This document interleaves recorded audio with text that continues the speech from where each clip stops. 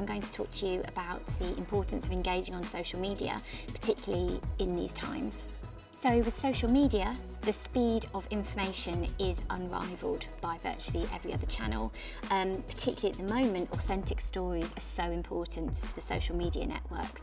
There's been a real clampdown on fake news, and social media is seen as much more viable to be delivering real information in real time.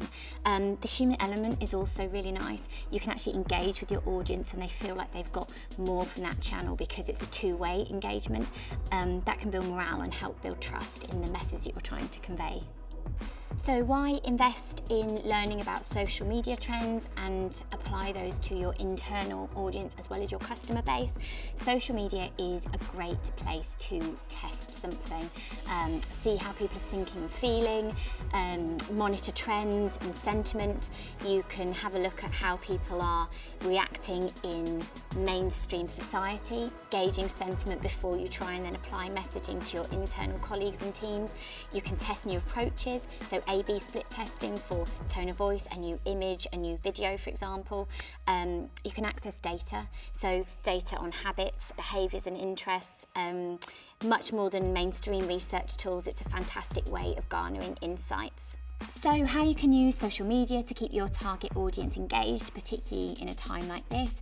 You could use it as a really nice informal team check-in if you're using something like Yammer or Facebook Workplace. Internal social can be used almost like a good news feed. Engaging, humorous, approachable. So with my team, we're doing a thing where we've got a daily Teams 10-minute informal coffee break where people that are home-based can dial in and can just talk about the stuff we would normally talk about when we were getting a coffee and just try and keep each other going a bit at the moment, especially if you're feeling isolated and working from home and there's no one else there for a long period of time. You get almost that normal office environment feel. You can monitor the mood and tailor messages to suit what's happening. Obviously consider if there's a lot of serious messages that you need to convey, the tone needs to reflect that. If you're keeping it light, keep the tone light. Stay authentic, try not to be too negative.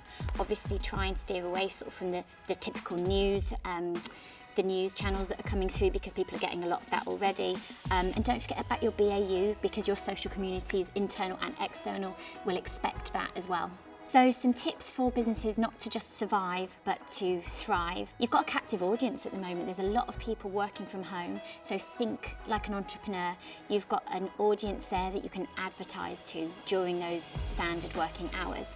But think like family. So social media people expect a tone that's engaging, that's warm, that's accessible, that's human. So think about that when you're writing your messages and through your advertising. Think like an optimist. Things will change, this will pass. So it's not just about the contingency for now and thinking about the short term and the next few months and what might happen, but thinking about your long-term strategy and being ready so that when things are in a better place and things change again, that you're ready to capitalise on them, that you're ready to go, you're ready to thrive.